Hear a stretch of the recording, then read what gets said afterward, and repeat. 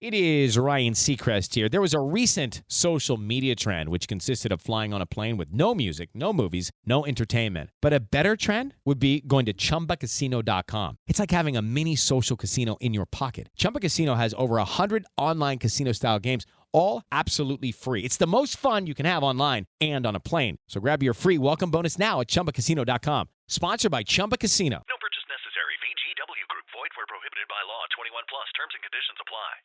Thank you for being an incredible supporter of the 10X Podcast Group, the home of the skillful art of manipulation. We're thrilled to have you as part of our growing community. If you haven't already, we'd love for you to follow us on your favorite podcast platform. Your likes and comments mean the world to us and help us reach a wider audience with our stories. Plus, with new episodes released every day, your feedback plays a vital role in shaping what we create. It truly makes a difference. Your loyalty and enthusiasm fuel our passion for crafting gripping tales, and we're so grateful for your support. Today, we're excited to present The Cuckold's Lie, a story that promises to keep you on the edge of your seat. Let's dive into this thrilling narrative together. Chapter 1: The Contract. I used to believe love was about devotion, about trust, about two people binding their souls together in an unbreakable vow. The kind of love that withstands the test of time, weathering every storm, every challenge, every temptation. I thought I had that with Isabella. I thought she was my salvation, my reward for years of building an empire from nothing. I was a self-made man, a king in my own right, and she was my queen. Or at least, that's the fantasy I sold myself. But love had nothing to do with it. When I first met Isabella, she was draped in seduction, wrapped in silk and sin, every movement a carefully orchestrated performance designed to draw men into her orbit. She was the kind of woman who walked into a room and made time slow, the kind who knew she had the power to turn every head without lifting a finger. I was no exception. I had spent a lifetime resisting temptation, never one to let emotions dictate my decisions. But with her it was different. With her it was a losing battle from the start. She wasn't just beautiful. She was magnetic. The way her lips curved into a knowing smile, the way her voice melted into a whisper when she spoke only to me. It was an illusion so perfect that even I, a man who built his life on seeing through deception, fell willingly into her trap. She played me masterfully, made me believe that I had won her, when in reality, she had chosen me. And when a woman like Isabella chooses a man, it's never about love. It's about control. At first, she played the role of the devoted wife flawlessly. For the first few months, she was the perfect companion, attentive, affectionate, eager to be the center of my world. She lavished me with praise, touched me with a reverence that made me want to believe, that I was the only man who had ever truly mattered to her. But then, like all illusions, the cracks began to show. It started with the lingering glances at other men, the playful touches that lasted a second too long, the late nights out with her friends that ended in a phone call at 3 a.m. with slurred words and hollow apologies. And I, like a fool, forgave. Again and again. Then one night, she came to me with her proposal. An open marriage, Thomas. Her voice was soft, deceptively sweet, her fingers tracing idle patterns against my chest as we lay in bed. It'll make us stronger. Stronger. The word rattled in my skull, bouncing off the walls of my disbelief. I had given her everything. A life most people could only dream of, a home that rivaled palaces, a loyalty so unshakable that I had built my world around her. And yet, it wasn't enough. It would never be enough. I should have walked away then. But I didn't. Because I loved her. Because I was weak. Because I was a fucking fool. I remember staring at her, searching her face for some sign that this was a joke, that this was some sick game she was playing to test my devotion. But she was serious. Dead serious. And worse, she was patient. She knew I wouldn't say yes right away, so she worked on me little by little. "You trust me, don't you?" she'd whisper, pressing her lips to my jaw, making me feel like denying her would be a betrayal in itself. "Don't you want me to be happy?" She used every weapon in her arsenal, her body, her words, her ability to twist logic until I no longer knew which way was up. And eventually she won. It was gradual at first. She started with strangers, men I didn't know, men I could pretend didn't exist beyond the hours she spent with them. She assured me it was just physical, that it didn't mean anything, that I was still the love of her life. And I swallowed every lie, choked it down with expensive whiskey and forced indifference. But then she took it further. She set her sights on Daniel, my best friend. The man I trusted more than anyone in this world. I remember the night she told me. She was so calm about it, so nonchalant, as if it was just another item on her to-do list. "Daniel and I have been talking," she said, stretching out on the chaise lounge in her silk robe, her hair still damp from the shower. "He's curious. About our arrangement." I felt my stomach twist, my jaw clench so tight I thought my teeth might crack. "What the fuck are you saying, Isabella?" She rolled her eyes, as if my anger was some unnecessary inconvenience. "I'm saying he wants to be a part of it. And honestly, I think it would be good for you, Thomas." "Good for me?" The words felt foreign on my tongue, like they belonged to someone else. She sighed, sitting up, fixing me with that knowing, condescending gaze she had perfected over the years. "You hold on to things too much. You need to learn to let go, to embrace new experiences." New experiences. I should have left. Right then and there. I should have walked out, let the door slam behind me, burned every bridge connecting me to her. But I didn't. Because she had already hollowed me out, carved me into a version of myself that no longer knew how to exist without her. And that's how I ended up here. Sitting in my own house, in my own bed, while she fucked my best friend in front of me. I clenched my fists, nails biting into my palms, but I didn't move. I didn't speak. I just watched. Watched as Daniel ran his hands over my wife's body, watched as she arched beneath him, moaning louder than she ever had for me. Watched as she turned her head toward me, eyes burning with cruel amusement. "You like this, don't you?" she whispered, her voice thick with pleasure. I didn't respond. She smirked. "Watching a real man fuck your wife. Knowing you'll never have her the way he does." I swallowed the lump in my throat, my body rigid, my pulse thundering. But I said nothing, because she thought she had won. She thought she had broken me. But she didn't know the truth. I had been recording everything. Every moment. Every touch. Every degrading whisper. And soon, it would be her turn to watch. Soon, I would be the one holding the leash. And when the moment came, when I finally tore her world apart, she would know exactly how it felt to be humiliated. Exactly how it felt to lose. Because love had nothing to do with it. This was war. And I was done playing the fool. Chapter 2, The Game We Play. The moment Daniel finished, Isabella let out a satisfied sigh and stretched out like a cat basking in the warmth of the sun. She didn't glance at me immediately. No, she liked to savor these moments. The aftermath was just as intoxicating for her as the act itself. She relished the tension, the weight of my presence in the room, the knowledge that she had broken another piece of me. It wasn't just about the pleasure. It was about domination. Daniel stood, not even bothering to look ashamed, stretching his arms and cracking his neck as if he had just finished a workout rather than violating the sanctity of my marriage. He ran a hand through his hair and smirked at me. "You all right there, Thomas?" His voice dripped with mockery. I didn't answer. I kept my expression neutral, face blank, eyes unreadable. That was the only way to survive this, to give them nothing. No reaction. No fuel for their fire. Isabella finally turned her head, looking at me with an almost lazy amusement, her lips curving in that smirk I had once adored but now loathed. She pulled the silk sheets over her body, not out of modesty, she had none, but to toy with me, to create the illusion that I had no right to see her anymore. That this was his moment, not mine. "You didn't say a word," she mused, tilting her head as if studying a fascinating specimen. "That's unlike you, my love." Daniel chuckled as he slipped back into his clothes. Maybe he's finally learning his place. I exhaled slowly, pressing my hands against the armrest of the chair I was sitting in. The room smelled of sweat, sex, and expensive perfume. It made my stomach turn, but I didn't move. "Not yet. You've had your fun," I said, my voice steady, giving them nothing. "Are you done?" Daniel let out a low laugh. "Oh, Thomas. You really don't get it, do you? This isn't just fun. This is what Isabella wants. What she needs. And the sooner you accept that, the easier it'll be for you." I shifted my gaze to him, finally allowing the smallest flicker of something, contempt, amusement, maybe both, to cross my face.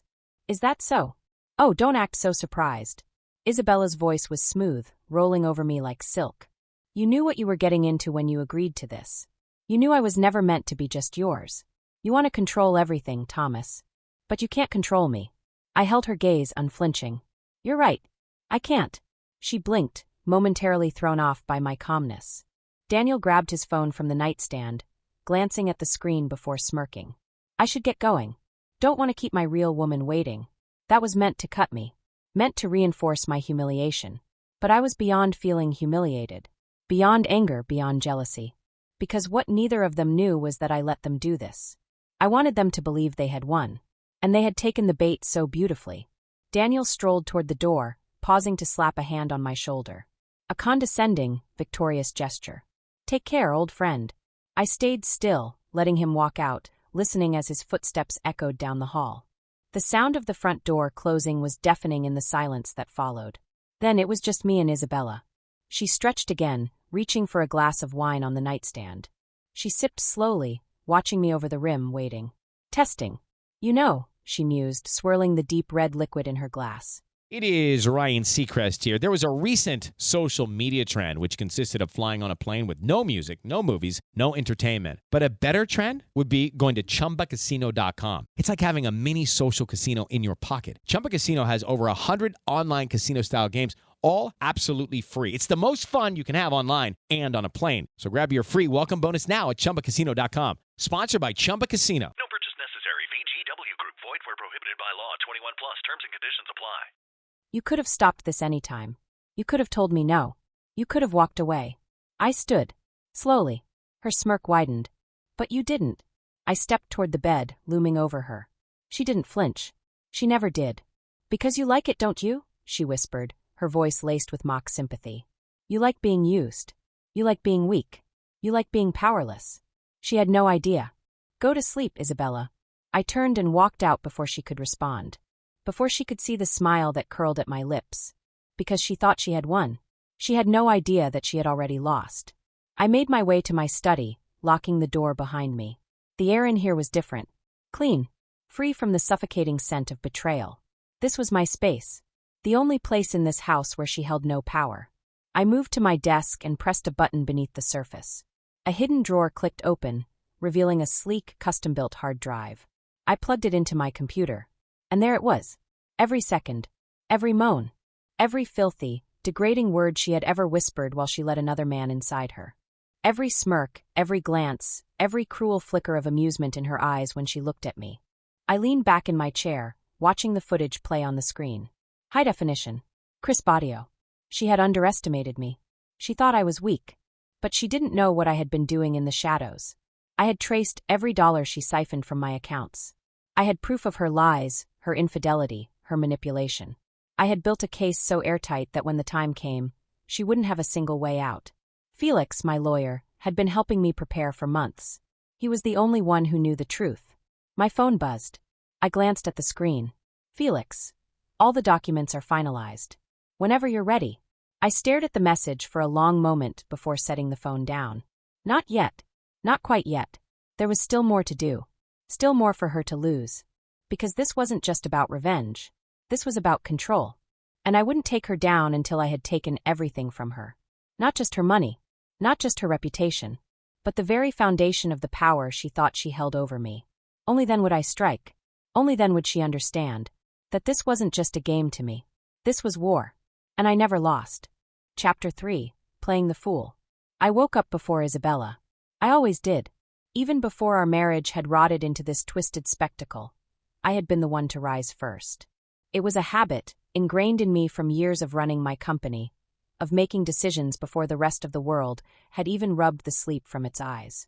But now I woke up for a different reason. Because the silence of the early morning was the only time I could breathe. I lay there for a moment, staring at the ceiling, feeling the weight of her beside me. She was tangled in the sheets, her breath soft and even, completely unaware that the man beside her was already plotting her downfall. I turned my head slightly, studying her in the dim light of dawn. She was beautiful. Painfully so. Even after everything, I could admit that. Her long lashes rested against her cheeks, her lips slightly parted, the faintest hint of a satisfied smile still lingering from the night before. The same lips that had whispered lies into my ears, had wrapped around another man's name, had kissed me after she had finished fucking him. My jaw clenched, the sickening memories swirling like poison in my blood. But I didn't move, didn't react. Because this was part of the game. I let out a slow breath, forcing my mind to steel itself, to push past the raw edges of my anger and focus on the bigger picture. It wasn't enough to hate her. Hatred was easy, predictable. I needed patience. I needed to wait until she was the one waking up every morning with me haunting her thoughts. Soon, carefully, I slipped out of bed, moving with the kind of precision that came from years of training myself to be unnoticed. I didn't want to wake her. Not yet. Let her sleep. Let her think that everything was normal. Let her believe that I was still the fool she had married. I made my way down the hall, stepping into my study and locking the door behind me. The moment the lock clicked into place, my entire posture changed. My shoulders relaxed, my mask dropped, and for the first time since I had walked into that bedroom last night, I allowed myself to feel the rage, the humiliation, the fury. I pressed my hands against the desk, exhaling sharply, letting the emotions pass through me, letting them fuel me. Then I opened my laptop. The screen flickered to life, casting a soft glow across the dark room. With a few keystrokes, I accessed the files I had stored, the countless hours of footage I had gathered.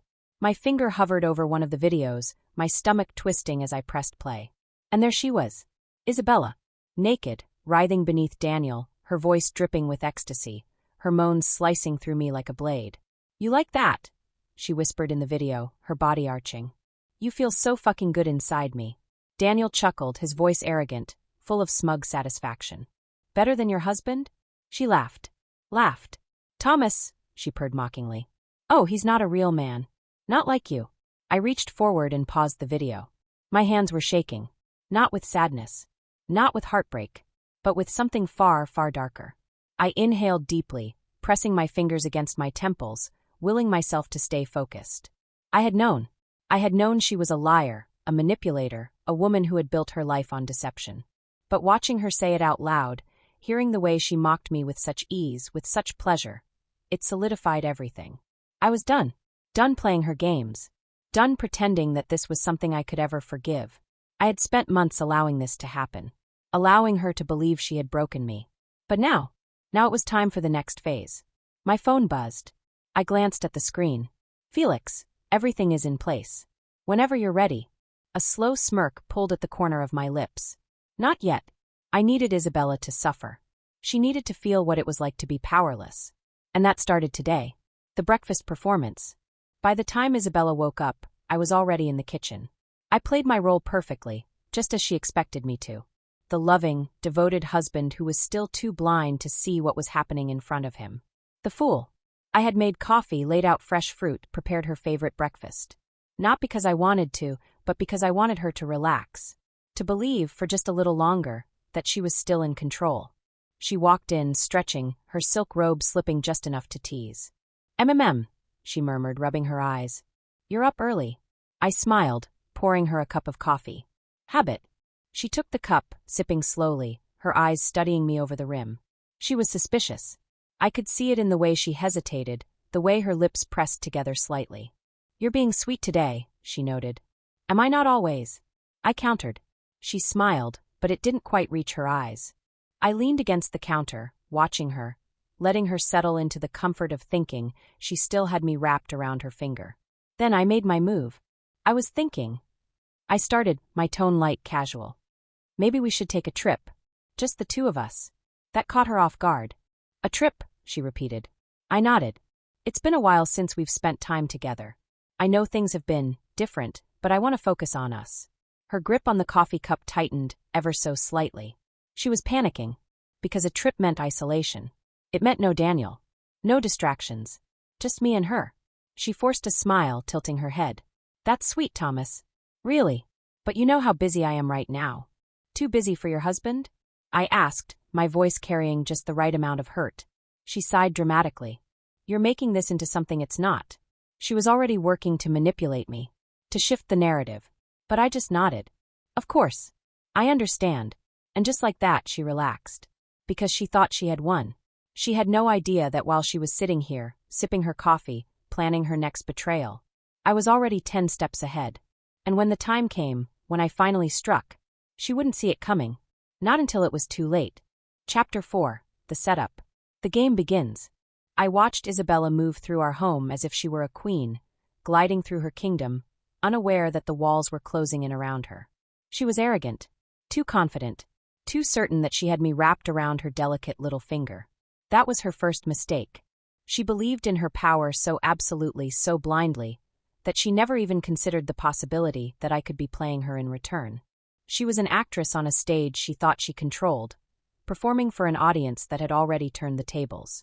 I had spent months curating the perfect illusion, letting her believe that I was still the fool, still the broken, submissive husband watching from the sidelines as she owned me. But the truth? I had been the one pulling the strings all along. And now it was time to watch her fall. Unraveling the queen. She had no idea what I had planned.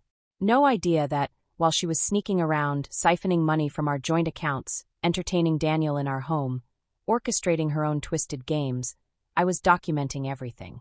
I knew about the bank transfers, the offshore accounts, the gifts she had bought with my money for him. The designer watches, the vacations she had secretly booked, the private dinners at high-end restaurants under assumed names. She thought she was smart. She thought she was untouchable. But I had been watching. And I had been patient. Felix had done his part, ensuring every financial move she made was recorded.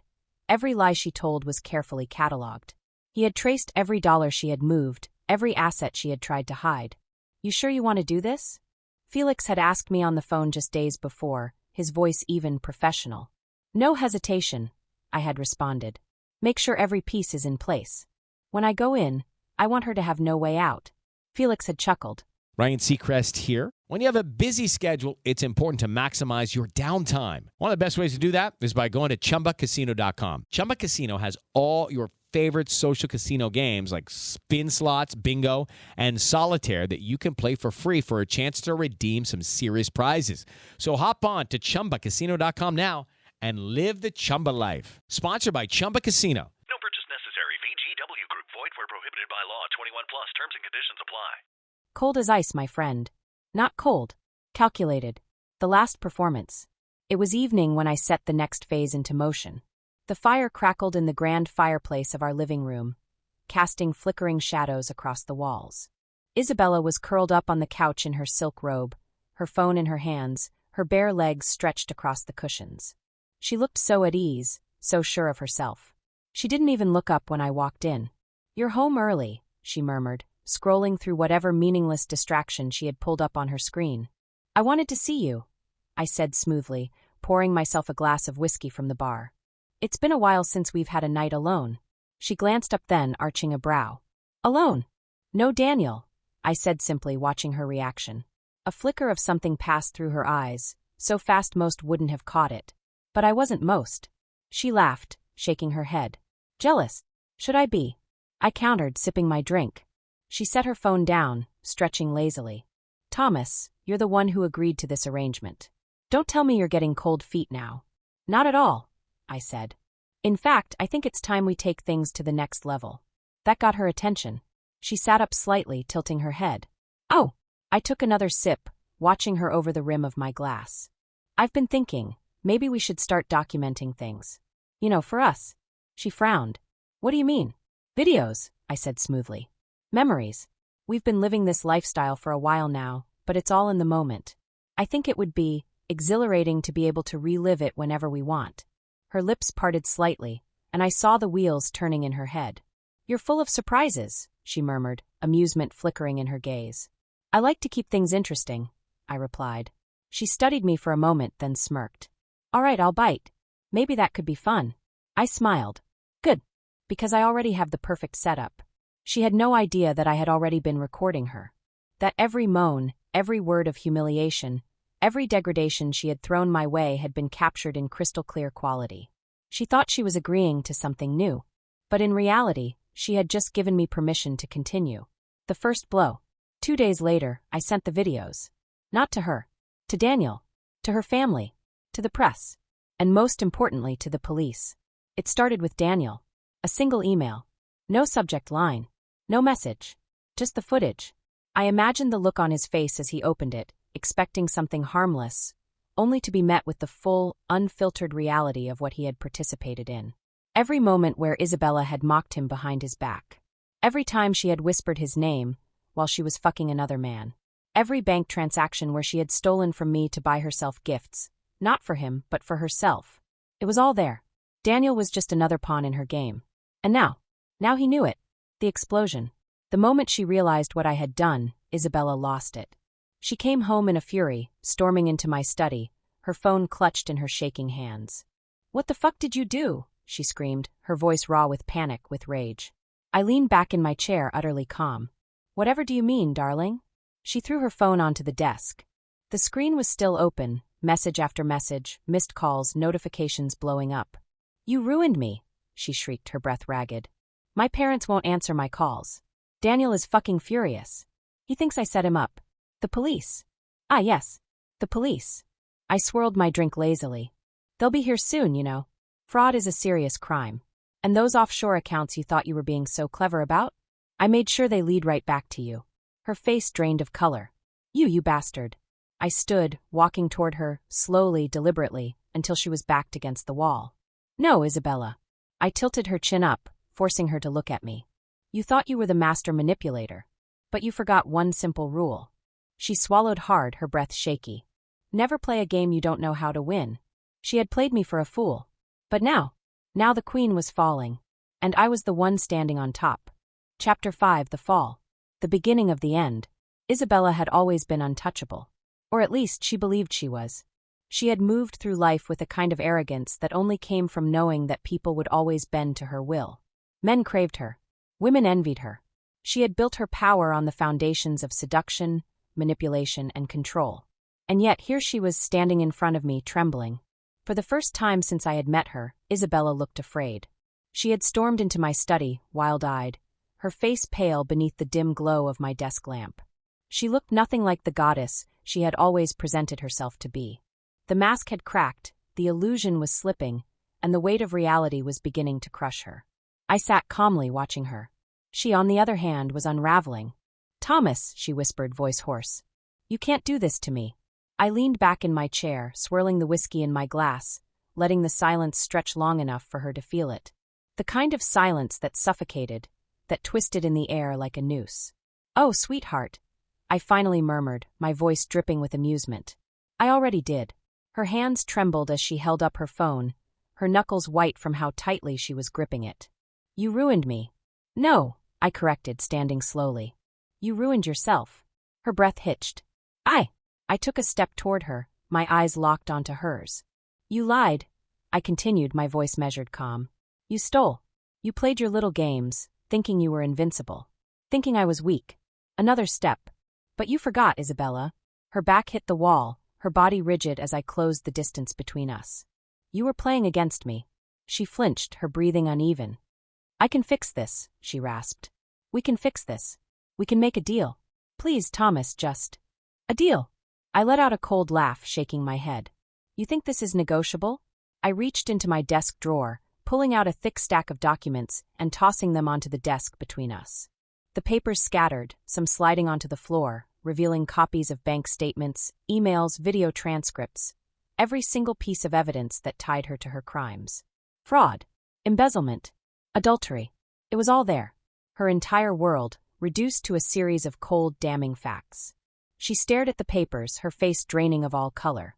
Where did you get these? She whispered. I've been watching you for months, Isabella, I said, my voice deadly quiet. Every secret, every lie, every cent you've stolen, I have it all. Tears welled in her eyes, her lips trembling. Thomas, I didn't mean. I slammed my hand against the desk, making her jump. Don't, I snarled. Don't insult me with more lies. We both know exactly who you are. And we both know exactly what you deserve. She let out a choked sob, her body shaking. Good. Let her feel it. Let her understand. This wasn't about revenge anymore. This was about justice. This was about taking back everything she had stolen from me. Not just the money, not just my dignity, but the power she had stripped from me every time she had laughed in my face, every time she had whispered my name in mockery while she fucked another man. And now it was her turn to beg. The final betrayal. Her legs gave out, and she sank onto the floor, her fingers gripping the fabric of her robe as if it could somehow shield her from the truth. Please, she whimpered. You don't have to do this. We can find another way. You still love me. I know you do. Love. I almost laughed. Love. I repeated, crouching down so we were eye level. Let me ask you something, Isabella. Do you love me? Her mouth opened, but no words came out. I tilted my head. Go on. Tell me. Say it. A tear slid down her cheek. You can't say it, I murmured. Because it was never real. You don't love me. You never did. You loved what I could give you. The wealth. The power. The security. But me. No, Isabella. You never loved me. She let out a broken sob, covering her face with her hands. I stood, towering over her, watching as she crumbled into the very thing she had always despised, someone powerless. And then the doorbell rang. She flinched at the sound, her head snapping up, eyes wide with horror. "What is that?" she whispered. I smiled. "That," I said, walking past her, "would be the authorities." Her breath caught in her throat. "No. No, Thomas, please." The knocking came again, louder this time. "Isabella Carter, open the door. We have a warrant for your arrest." She screamed, a guttural, desperate sound, one that scraped against the walls of the room like nails on glass. "Thomas, please don't do this. I'll fix it, I swear I'll." I grabbed her wrist, pulling her to her feet. She fought me, struggling, her nails digging into my arms as she tried to resist. But it was over. "It's too late, Isabella," I whispered in her ear. "Game over." The knocking turned into pounding. I let go of her, stepping back as she stumbled, her chest rising and falling in frantic, uneven breaths. For a moment, she just stared at me. And then, in a final, pathetic attempt to regain control, she whispered, "You're going to regret this." I smirked. "No, sweetheart," I said, stepping past her. "I'm going to enjoy it." I opened the door. The officers stepped in. And as they dragged her away, kicking and screaming, begging, sobbing, I poured myself another drink. Because for the first time in years, I was finally free. Chapter 6, No Way Out. The Aftermath of Destruction. The house was eerily quiet after they took her. For the first time in years, I was alone. Truly alone. No more soft footsteps echoing down the marble floors late at night when she thought I was asleep. No more faint whispers of her voice as she sweet-talked another man over the phone in the next room. No more perfume lingering in the air. It is Ryan Seacrest here. There was a recent social media trend which consisted of flying on a plane with no music, no movies, no entertainment. But a better trend would be going to ChumbaCasino.com. It's like having a mini social casino in your pocket. Chumba Casino has over 100 online casino-style games, all absolutely free. It's the most fun you can have online and on a plane. So grab your free welcome bonus now at ChumbaCasino.com. Sponsored by Chumba Casino. No purchase necessary. VGW Group. Void where prohibited by law. 21 plus. Terms and conditions apply. A scent I had once found intoxicating, but now recognized as a weapon she had used against me. It was done. Isabella Carter. The woman who had humiliated me, who had stolen from me, who had manipulated and controlled me for so long, was gone. And yet, as I stood there, staring at the now empty space where she had been dragged away, a strange emptiness settled into my chest. I poured myself another drink, my hands steady, my mind sharp. This wasn't sadness. It wasn't regret. It was calculation. Because even though Isabella was out of the house, she wasn't out of my life. Not yet. Not completely. I walked to my desk and sat down, fingers tapping against the polished wood as I considered my next move. The police had enough to bury her. Felix had made sure of that. The fraud charges alone were enough to put her away for years, but the evidence of her offshore accounts, the blackmail attempts, the stolen funds, those were the nails in her coffin. But Isabella wasn't the type to go down without a fight. She was a snake, a creature of survival. She would twist, she would lie, she would manipulate. And so, I needed to be sure that she stayed buried. I pulled up the footage again, the same footage I had sent to the press, to Daniel, to her family. I watched as she laughed, as she degraded me, as she believed she was untouchable. The world was already turning against her. The media had picked up the scandal within hours of the footage being leaked. Social media was ablaze with headlines. Socialite Isabella Carter arrested in fraud and infidelity scandal. Shocking video footage leaked. Luxury lifestyle funded by lies. How one woman's greed brought her down. The trophy wife's betrayal. Husband exposes dirty secrets. The court of public opinion had already decided. She was guilty. And in a world like hers, where appearances meant everything, this was a death sentence. Her so-called friends had already begun to distance themselves. The same women who had once worshipped her, envied her, longed to be her? Now they wouldn't even return her calls. I could only imagine her now, sitting in a cold interrogation room, hands shaking as reality began to set in. For the first time in her life, there was no one to save her. No men to seduce. No lies left to spin. Just her. Alone. The first attempt. It didn't take long for her to reach out. 2 days after her arrest, I received the first call. I was in my study, going through a list of damage control statements that Felix had drafted for me, ensuring my name remained clean in all of this. The phone buzzed, vibrating against the wood. Blocked number. I didn't even have to guess. I answered, waiting. Thomas. Her voice was raw, hollow. Nothing like the woman I had once known. I let the silence stretch, long enough to make her feel the weight of it. Say something, she whispered, her breath shaky. Please. You think you deserve my words? I asked, my tone smooth, calculated. She let out a sharp breath. I know what I did. I know I fucked up. But you have to understand. No, I cut in, my voice sharp. I don't have to understand anything, Isabella. They're charging me, she choked out. Do you even care? I smiled, though she couldn't see it. Oh, Isabella, I murmured. That was the point. Silence. A long, agonizing silence. Then, I can make this right, she said quickly, desperation creeping into her voice. You have to know that I never wanted it to end like this. We were good together, Thomas. You and I, we had something real once. No, I corrected. We had an illusion. Her breath hitched. But we can fix it, she pushed. You can drop the charges. We can walk away from this. I won't come after you, I swear. Do you think I'm an idiot? No. No, of course not, I just...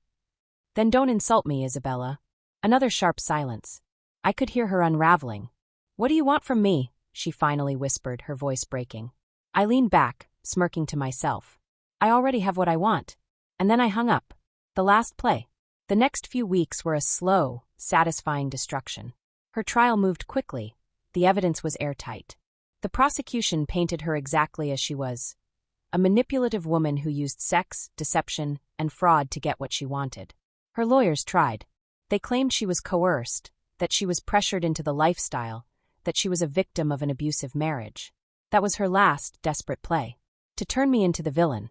To make the world see me as the cruel, controlling husband who had pushed her into infidelity, into stealing, into breaking the law. The media entertained it for a day. And then the next set of videos were leaked. Videos of her laughing about how easy it was to control men. Of her telling Daniel how she was bleeding me dry financially. Of her planning to leave me after she had drained every last dollar from our accounts. The jury didn't need long to decide. Guilty. She was sentenced to 8 years. Not just for the fraud, but for the conspiracy. She had planned to ruin me. And in the end, she had ruined herself. The final goodbye. The last time I saw Isabella was through a security monitor. She was sitting in a prison visitation room, dressed in an orange jumpsuit, her hair no longer perfectly styled, her skin no longer glowing from luxury spa treatments. She looked tired. Hollow. Felix had called me that morning. She's asking to see you. No. You don't even want to hear what she has to say. I already know what she has to say, I said simply. Felix was quiet for a moment before he let out a short chuckle. Cold as ever, Thomas. Not cold. Done. I watched as she sat there waiting. Waiting for me to come. Waiting for me to give her one last chance. She would wait forever. Because I wasn't coming. And as I turned off the monitor, walking away from the past that had haunted me for so long, I realized something. I won. And there was no way out for her now. Not this time. Not ever. Chapter 7, Checkmate. The silence of victory. There was a strange kind of peace in the aftermath of destruction. Not the kind that came with relief. Not the kind that felt like a fresh start. No, this was the kind of peace that settled after a war had been won, after the blood had dried, after the bodies had been cleared, after the dust had finally settled over the battlefield. It was an empty, quiet kind of peace. And it was mine. For the first time in years, my house belonged only to me. No lingering scent of Isabella's perfume. No silk robes carelessly draped over my furniture.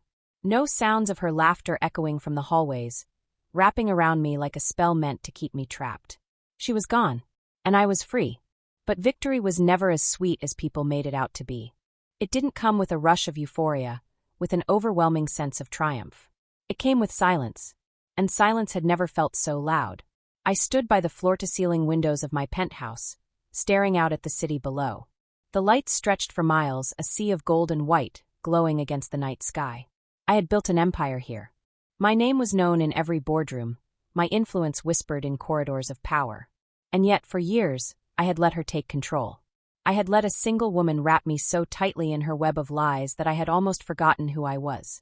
Almost. Now she was nothing but a ghost. A cautionary tale.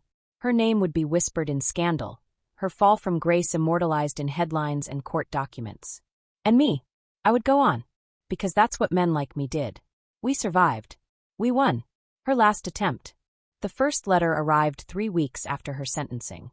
I knew it was from her before I even opened it. The envelope was thin, the handwriting familiar, slanted and elegant. For a brief moment, I debated throwing it into the fire without reading it. But curiosity was a strange thing, and I wanted to see what she had left to say. I unfolded the letter, my fingers grazing the cheap prison-issued paper. The words were written in perfect script, as if she had taken her time, as if she had planned every word carefully, just like she had always done. Thomas, I know you hate me. I don't blame you. I know that if you're reading this, it's not because you care. It's because you want to see me crawl. You want to hear me beg. But I'm not going to. I will say this, though. You may have won this round. But deep down, we both know what we were to each other. We both know how much we craved this game. The push and pull. The power struggle. The fire. I loved it. And I think, in some twisted way, you did too.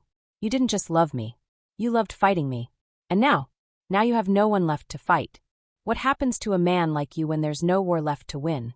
I wonder if, when the silence gets too loud, you'll finally understand that maybe, just maybe, you lost just as much as I did. Isabella. I read the letter twice. Then I burned it. She was wrong. I hadn't lost anything. But the fact that she wanted me to think I had, that was proof enough that she had lost everything. The last nail in her coffin. I let time pass. Days bled into weeks. Weeks into months. The world moved on. Isabella Carter faded from the public eye, her name only mentioned in hushed whispers at socialite parties, in scandal documentaries, in articles about women who had tried to cheat the system and failed spectacularly. She had been replaced by newer scandals, newer betrayals. The cycle continued, and she became nothing more than a footnote in history. And then, 6 months after her sentencing, Felix called. "She's trying to appeal," he said, his tone laced with amusement. I smirked. Of course she is. She's claiming she was coerced, that she was mentally manipulated by you, that you trapped her in a toxic marriage, and that you orchestrated all of this out of spite. Do they have anything solid? Not a damn thing, Felix chuckled. But she's playing every card she has left. Let her, I said simply, because I knew the truth. And so did the courts. Her appeal was denied. And this time, when she tried to call me, when she tried to send letters, I didn't answer. She didn't exist anymore. The final goodbye. 1 year later, I visited the prison. Not for her. For me. I didn't schedule a visit. I had no interest in seeing her face again, in hearing whatever last-ditch manipulation she had cooked up in her time behind bars. I only wanted to see. I stood outside the high fences, watching the rows of inmates in their beige jumpsuits moving through the yard. The place looked nothing like the world she had once ruled. She was a queen who had lost her throne. And from what Felix had told me, she was struggling. Badly. Her so-called friends had abandoned her. Daniel had moved on, engaged to another woman, probably trying to wash the stain of Isabella's betrayal off his reputation. Her family had disowned her. And me?